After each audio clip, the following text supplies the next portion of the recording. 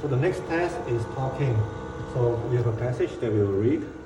When the sunlight strikes raindrops in the air, they act like a prism and form a rainbow. The rainbow is a division of white light into many beautiful colors.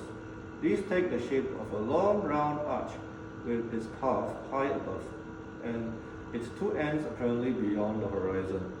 There is, according to legend, a volume.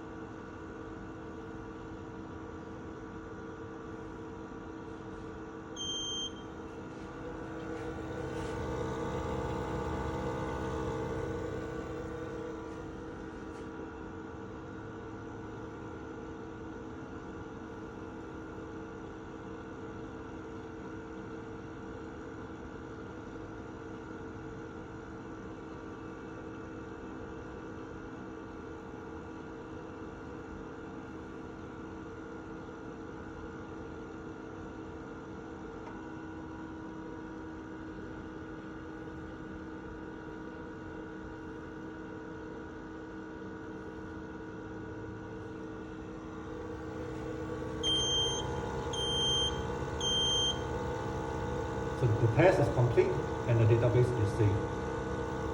Thank you for watching.